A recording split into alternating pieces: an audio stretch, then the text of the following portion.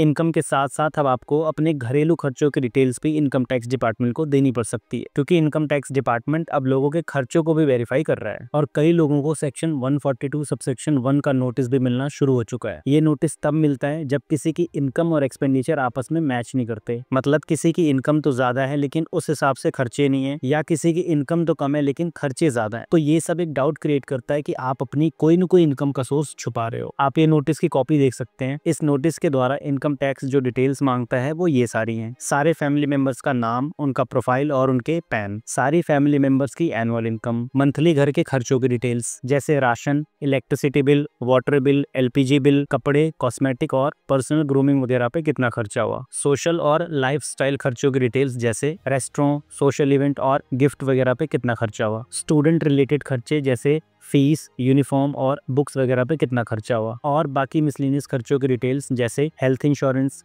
Life insurance, vehicle insurance, fuel और rent वगैरह पर कितना खर्चा हुआ। अगर आप इन सब की डिटेल्स नहीं दे पाते हो तो जिस साल का नोटिस है उस साल में कैश विड्रॉल 10 लाख मान लिया जाएगा और इसी के अकॉर्डिंग आपकी उस साल की इनकम भी बढ़ जाएगी और इस बढ़ी हुई इनकम पर आपको टैक्स, इंटरेस्ट और पेनल्टी भी पे करनी पड़ेगी। और जितना प्रैक्टिकली पॉसिबल हो पाएगा इनकम टैक्स डिपार्टमेंट इन खर्चों को जिसने आपको बिल इशू किया उससे क्रॉस वेरीफाई भी करेगा। देखो, इनकम टैक्स डिपार्टमेंट इन खर्चों के थ्रू आपकी एक्चुअल इनकम को पता करना चाहता है, क्योंकि कई लोग बाइक, टीवी और भी घरेलू सामान कैश में परचेज करते हैं ये सोच के कि income tax department in cash transactions को कैसे ही पकड़ेगा। तो अब उनको समझ में आएगा कि ऐसे पकड़ेगा कि खर्चे तो आप कैश में कर रहे हो और बैंक से आपने ना तो कैश निकाला है ना तो किसी को ट्रांसफर किया है, तो आपके पास ये कैश आया कहाँ से? तो जरूर आपकी कोई कैश की इनकम होगी जिसको आपने छुपाया है। अब रही बात की इनकम टैक्स डिपार्टमेंट को ये सब कैसे पता चलता है, तो देखो, मैंडेटरी तौर पर जो आपसे पैन और आधार लिंक करवाया गया और फाइनेंशियल ईयर 2024-25 के रिटर्न में सारे बैंक्स की डिटेल्स ली जा रही हैं, उसी की हेल्प से इनकम टैक्स डिपार्टमेंट